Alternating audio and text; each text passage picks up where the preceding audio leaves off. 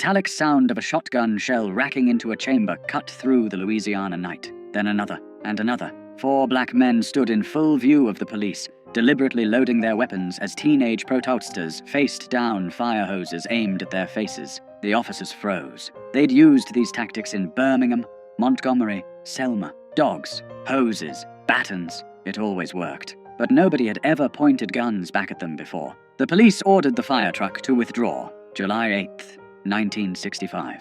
Bogalusa, Louisiana. A white mob surrounded peaceful civil rights marchers outside City Hall, hurling rocks, closing in for the attack that would send them running like they always did. Then 3 shots cracked across the crowd. A white man dropped, hit in the chest. The mob scattered in seconds, and for the first time in the history of the American civil rights movement, a black man had shot a white man in self-defense during a demonstration and lived to tell about it. His name was Henry Austin.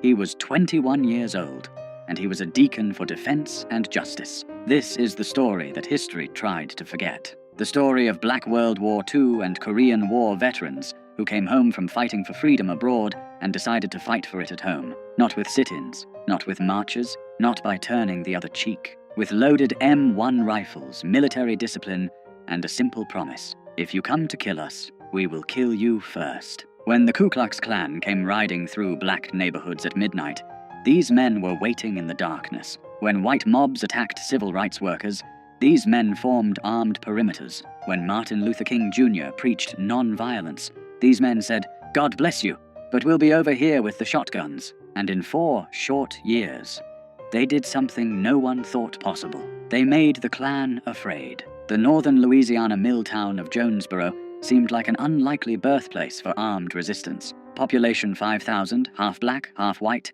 entirely segregated. The paper mill paid the wages.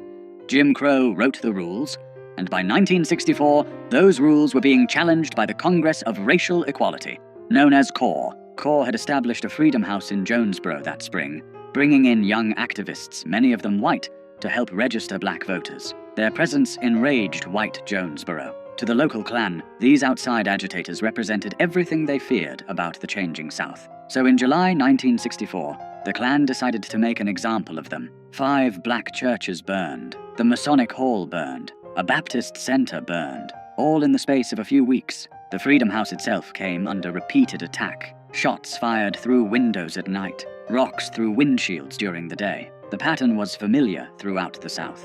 Terror without consequence. Violence without arrest. But Jonesboro had something most rural southern towns didn't have. It had a significant population of black men who'd fought in World War II and Korea. Men who knew how to handle weapons. Men who'd faced enemy fire on 2 continents.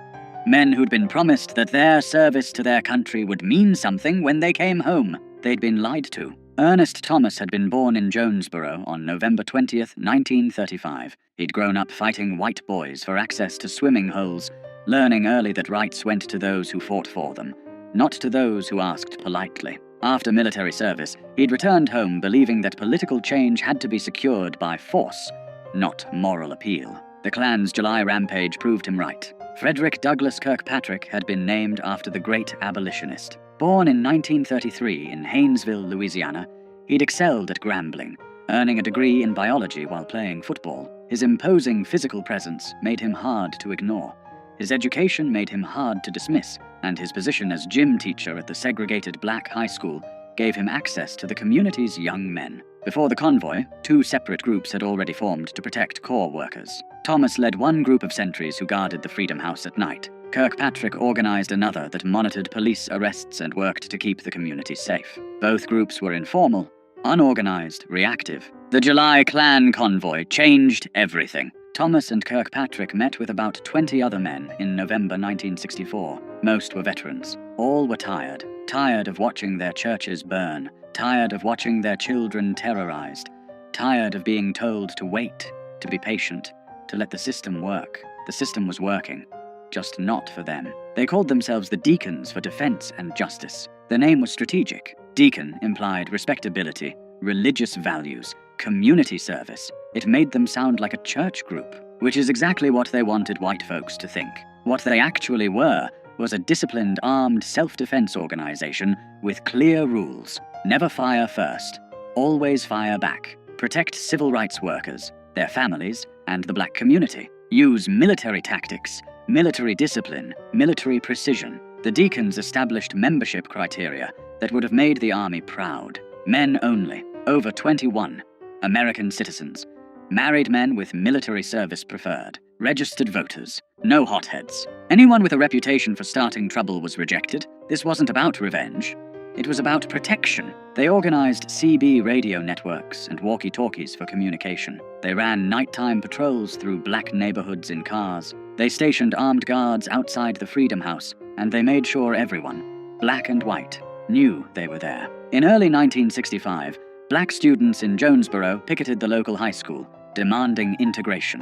Hostile police arrived with fire trucks, preparing to turn hoses on the teenagers. It was Bull Connor's playbook, proven effective in Birmingham. Then a car pulled up carrying 4 deacons. In full view of the police, these men calmly loaded their shotguns. The metallic sound of shells racking into chambers carried across the street. The police looked at the shotguns.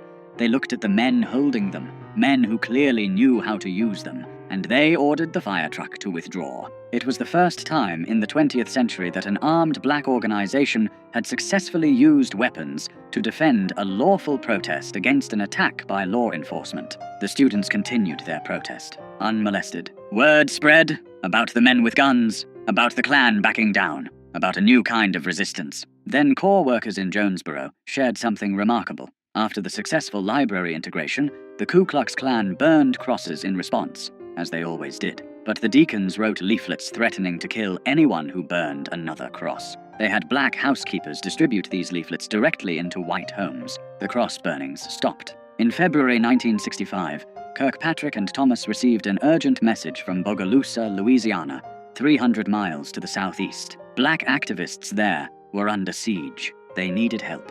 February 21st, 1965. The day Malcolm X was shot in New York, Kirkpatrick, Thomas, and a Corps field secretary traveled to Bogalusa to organize the 2nd Deacons chapter. If Jonesboro had been difficult, Bogalusa was a nightmare. The city of 22,000 was a company town, dominated by Crown Zellerbach, a massive paper mill operation. Roughly 40% of residents worked for the company. 70% of the city's taxes came from Crown Zellerbach employees, and approximately 100 of those employees were Ku Klux Klan members. The mill embodied segregation. Black workers couldn't eat with whites, couldn't sit in the same break rooms, couldn't use the same restrooms, couldn't hold supervisory positions no matter how qualified. They did the hardest, dirtiest, most dangerous work for the lowest wages. When they complained, they got fired. When they organized, they got killed. In early 1965, Washington Parish hired its first black deputy sheriffs. Within weeks, both were targeted. One was Ambas, innated. The other barely survived an attack in the small town of Varnado, just north of Bogalusa. The killers were never apprehended. The message was clear. Black people in positions of authority would be removed by any means necessary. Into this environment stepped 3 men who would lead the Bogalusa Deacons: Robert Hicks, A.Z. Young, and Charles Sims. All worked at Crown Zellerbach. All had reached their breaking point. Charles Sims became the face of the Bogalusa Deacons. A World War II veteran, he was described by journalists as grizzled, intimidating, with beady eyes and a gap where 2 teeth should be. Jet magazine called him the man most feared by whites in Louisiana. When reporters asked if he'd ever been arrested for battery, Sims estimated about 20 times. When they asked, battery with what? He just held up his fists. But Sims's public persona as a tough guy masked something more important: tactical discipline. He understood that protection required deterrence, and deterrence required fear. If white segregationists believed the deacons were more dangerous than they actually were, so much the better. The goal wasn't to fight. It was to make sure fighting never became necessary. Robert Hicks had publicly demanded that black workers at the mill receive equal promotion opportunities. This made him a target. In early 1965, a coffin appeared in his yard with his name painted on the side.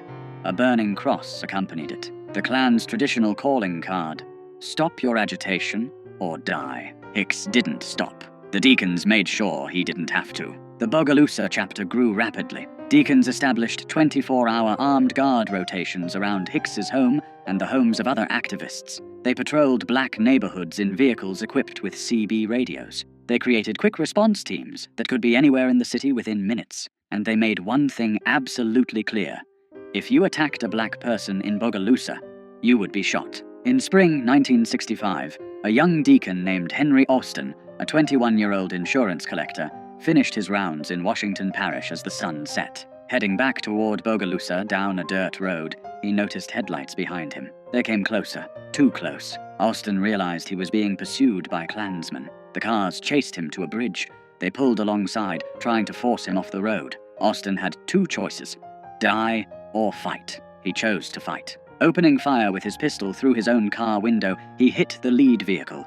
It swerved, missed the bridge, and ran into the water. Austin escaped. The next day, shaken but alive, he went to see Charles Sims and formally joined the Deacons. Within months, Austin would do something unprecedented in the civil rights movement. The Congress of Racial Equality continued its work in Bogalusa throughout the spring and summer of 1965, testing the new Civil Rights Act by attempting to integrate public facilities. The Klan response was immediate and violent. White mobs threw rocks at peaceful marchers. Police stood by and watched. Sometimes they joined in. On July 8, 1965, hundreds of white opponents gathered outside Bogalusa City Hall to confront civil rights marchers. The crowd grew hostile, surrounding the protesters, throwing objects. Violence seemed inevitable. Henry Austin, now a deacon, was there providing security. A white man named Alton Crow confronted the crowd of black demonstrators, advancing aggressively. Austin drew his pistol and fired 3 times,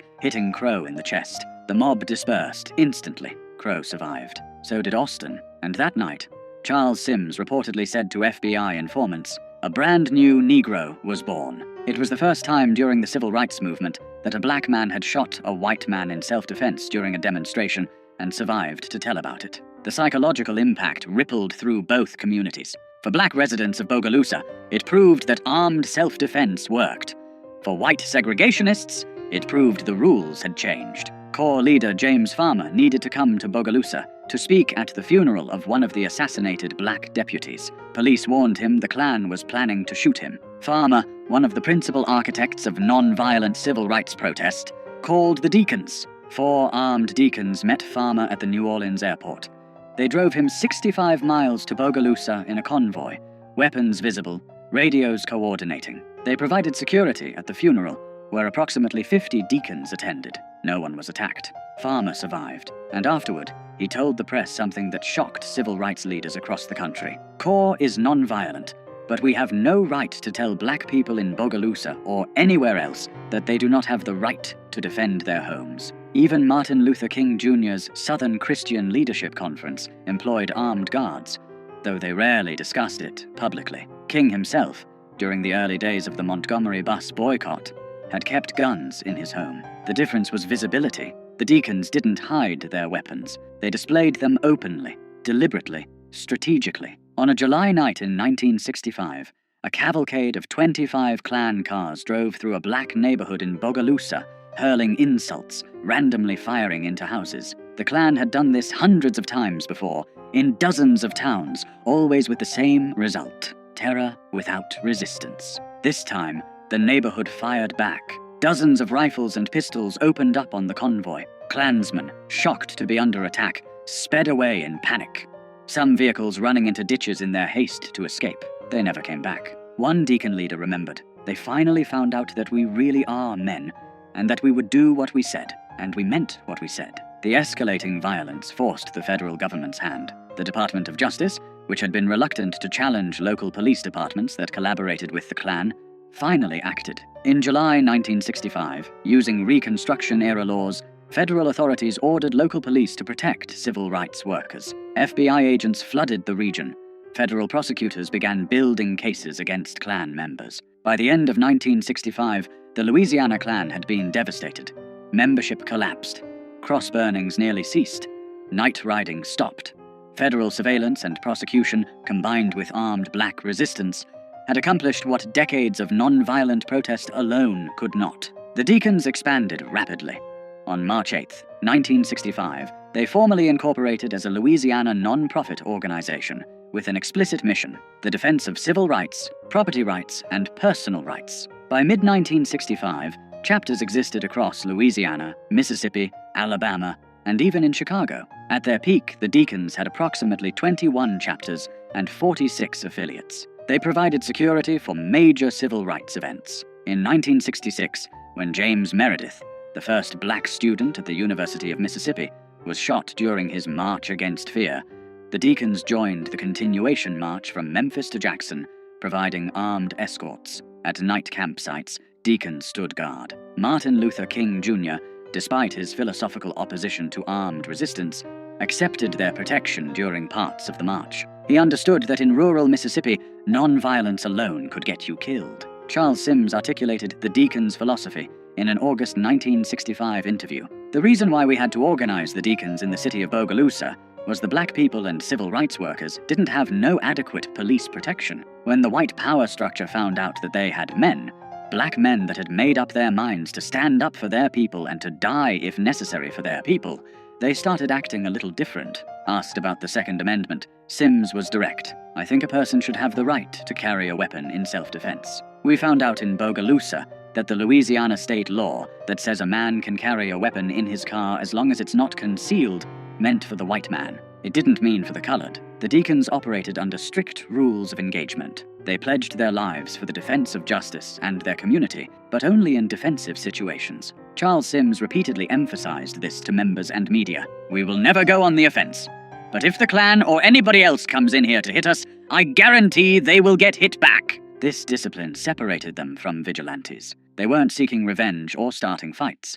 They were establishing boundaries and enforcing them. The fact that those boundaries were backed by men with combat experience and loaded weapons made them real in a way that court orders and federal laws were not. The Federal Bureau of Investigation took notice. By mid-1965, the FBI had opened an investigation into the Deacons, classifying them as a potential black extremist organization. Bureau Director J. Edgar Hoover ordered intensive surveillance, fearing the group would spark a race war. FBI agents infiltrated chapters, recruited informants, tracked weapons purchases, and monitored communications. They documented everything: membership lists, training procedures, weapon types, patrol routes. The investigation files would eventually total over 600 pages. But the FBI found something unexpected. The Deacons' presence actually reduced violence. Areas with active Deacons chapters saw fewer Klan attacks, fewer shootings, fewer nighttime raids. Armed deterrence worked. The Deacons' effectiveness in Bogalusa had additional consequences. Robert Hicks, the activist whose home had been threatened with the coffin, turned to the court system in late 1965 to challenge workplace discrimination at Crown Zellerbach. His lawsuit, backed by federal civil rights enforcement and protected by the Deacons, opened previously closed job opportunities and promotions for black workers at the mill. The combination of federal legal action, armed self-defense, and organized protest proved more effective than any single approach alone. Black voter registration in the region increased dramatically. By the late 1960s, black residents were serving in law enforcement positions throughout rural Louisiana, something unthinkable just years earlier. But success brought complications. The Black Power movement, emerging in 1966 with Stokely Carmichael's famous call in Mississippi, attracted national attention. The Black Panther Party, founded that same year in Oakland, California, adopted some of the Deacons' tactics but added revolutionary rhetoric that the Deacons had always avoided. Charles Sims rejected black power as a concept. "I don't want to live under black power," he said. "I don't want to live under white power. I want equal power, and that's what I push." He dismissed Carmichael as a show-off. "I don't see nothing they were doing to even be talking about no black power," Sims said. "The black power, we had it. In them 30 rounds of ammunition on a man's shoulder, we had the black power." The Deacons were apolitical except for civil rights and self-defense. They rejected attempts by black nationalists and white communists to recruit them to broader ideological causes. They were working men, veterans, family men. They weren't revolutionaries. They just wanted to protect their community and enforce their constitutional rights. As federal civil rights enforcement improved, and the Voting Rights Act of 1965 began changing the political landscape, the acute need for armed self-defense diminished.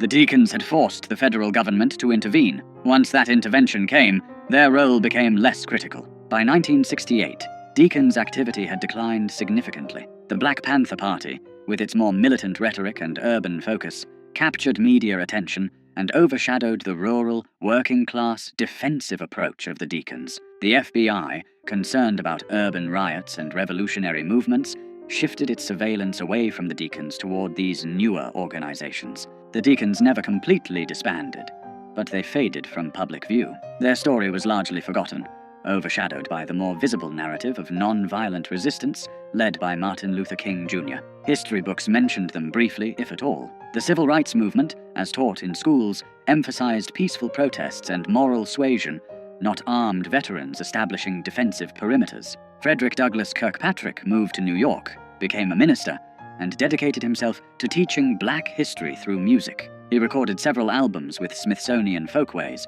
including songs honoring civil rights leaders and the Deacons themselves. He died in 1986. Charles Sims remained in Bogalusa, continuing to advocate for equal rights through legal means. Robert Hicks stayed active in the community until his death in 2010. His home was listed on the National Register of Historic Places in 2015, recognized as the birthplace of the Bogalusa Deacons chapter. Plans for a civil rights museum at the site continue. Ernest Thomas's later life remains less documented, but his role as co-founder ensured his place in the hidden history of armed resistance during the civil rights movement. In 2003, Showtime produced a television movie, Deacons for Defense, directed by Bill Duke and starring Forrest Whitaker and Ossie Davis. It brought the story to a new generation, though like all dramatizations, it simplified complex events. The Deacons' legacy raises uncomfortable questions about the civil rights movement's dominant narrative. For decades, the movement has been presented as a story of non-violent moral triumph over violent oppression. Martin Luther King Jr.'s philosophy of redemptive suffering through non-violence is taught as the strategy that won, but the Deacons tell a different story. They suggest that non-violent protest succeeded in part because it was backed by the implicit threat of armed resistance. They demonstrate that federal intervention often came not from moral appeals alone, but from the specter of armed conflict that the government wanted to prevent. They prove that working-class black veterans, not just college-educated leaders, played crucial roles in securing civil rights. Most significantly, they show that black people throughout the South had always defended themselves when possible, had always fought back when necessary. The Deacons didn't invent armed resistance. They organized it, publicized it, and made it a visible part of the civil rights struggle. Lance Hill, a historian who wrote the definitive book on the Deacons, noted something remarkable. The Deacons' local campaigns frequently resulted in substantial victories that self-sustaining organizations, producing real power that survived after national civil rights groups departed. In Jonesboro, the Deacons compelled Louisiana Governor John McKeithen to intervene in the city's civil rights crisis, the first time a Deep South governor capitulated to the civil rights movement. In Bogalusa, they forced federal intervention that broke the Klan's power. These weren't symbolic victories. They were concrete changes in power relations, enforced not by moral suasion, but by armed men who'd decided they would no longer be victims. The standard narrative of the civil rights movement emphasizes that violence was the tool of oppressors, that meeting violence with violence was morally wrong and tactically foolish. The Deacons complicate that narrative. They met violence with the credible threat of violence. And it worked. This doesn't diminish the importance of non-violent protest. Sit-ins, freedom rides, marches. These tactics mobilized public opinion, attracted media coverage, and created moral pressure on political leaders. But in rural Louisiana and Mississippi, where federal marshals were absent and local police were Klansmen, non-violent protesters needed protection. The Deacons provided it. One Deacon member told an interviewer, "If the Deacons had been organized in 1964, the 3 civil rights workers that was assassinated in Philadelphia, Mississippi, might have been living today because we'd have been around to protect them." He was referring to James Chaney, Andrew Goodman, and Michael Schwerner, murdered by Klansmen and buried in an earthen dam, their deaths shocking the nation. Would armed guards have saved them? Impossible to know, but the fact remains. In areas where Deacons operated, civil rights workers survived. In areas without that protection, some didn't. The Deacons represented something that made civil rights organizations nervous and historians uncomfortable. The American tradition of armed self-defense applied to black people. The Second Amendment,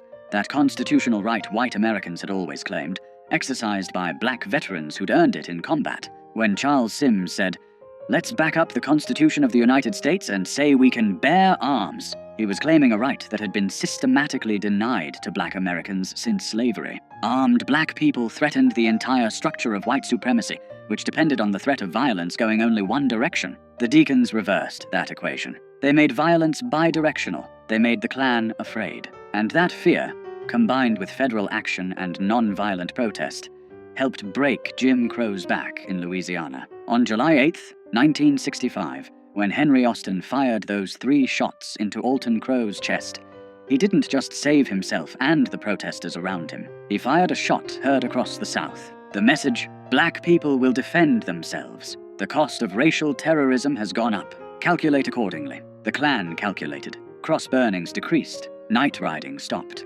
Attacks on civil rights workers declined. Not because segregationists had a change of heart, but because they'd done the math. Some targets shot back now, and those who shot back were combat veterans who didn't miss. The Deacon's story challenges comfortable narratives about how social change happens. It suggests that moral arguments alone don't transform power structures, that sometimes violence, or the credible threat of it, is necessary to secure basic rights, that working-class black people with guns were as important as middle-class black people with law degrees. This is why the Deacons were largely written out of civil rights history. They didn't fit the story civil rights leaders wanted to tell, or that white America wanted to hear. King's dream was palatable to white liberals. Armed black veterans shooting at white men was not. But the Deacons weren't trying to be palatable. They were trying to survive. They were trying to protect their families, their neighbors, their communities. They were using skills learned in the service of their country to defend rights supposedly guaranteed by that country's constitution. Frederick Douglass Kirkpatrick, Charles Sims, Ernest Thomas, Robert Hicks, Henry Austin, and the hundreds of men who joined them weren't heroes in the traditional civil rights narrative. They were heroes in a different kind of story. A story about men who came home from war expecting to be treated as citizens, and finding that expectation betrayed, used their military training to demand what had been promised. They didn't defeat the Klan through moral superiority. They defeated them through superior firepower, superior tactics, and superior discipline. They turned the Klan's weapons against them. They made white supremacists calculate risk. And they proved that when black veterans decided to defend their community, even the Ku Klux Klan backed down. This was never just about guns. It was about dignity, about refusing to be victims, about saying to a system built on black subjugation, we will not go quietly. We will not beg. We will not wait for your permission. We fought for this country. We are citizens, and we will defend ourselves. Charles Sims, grizzled and gap-toothed, standing in Bogalusa with a rifle across his lap, represented something white supremacy couldn't survive. A black man who refused to be afraid. Multiply that man by hundreds, arm them with military training and modern weapons, organize them with military discipline, and you have what the Deacons for Defense and Justice actually were. Not a revolutionary army, not black nationalists, just American veterans exercising their constitutional rights. When the shooting finally stopped, when the Klan retreated, when federal law enforcement finally arrived to do its job, the Deacons had accomplished something historians still struggle to fully acknowledge. They had protected their community through armed resistance, forced government intervention through the threat of escalating violence, and proved that sometimes the only effective response to terror is the credible promise of retaliation. In Jonesboro, Louisiana, in November 1964, when Ernest Thomas and Frederick Douglass Kirkpatrick called that first meeting of combat veterans, they weren't starting a revolution. They were finishing one. The revolution begun by black soldiers who fought in 2 world wars, came home to Jim Crow,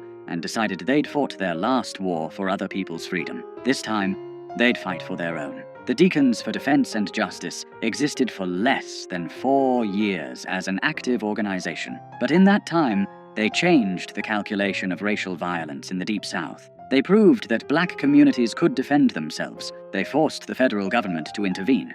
And they demonstrated that the Second Amendment applied to black veterans too, whether white supremacists liked it or not. When history remembers the civil rights movement, it remembers the marches, the sit-ins, the speeches, the songs. It should also remember the sound of shotguns racking rounds into chambers, the sight of combat veterans standing guard, and the moment the Ku Klux Klan realized that this time, someone would shoot back.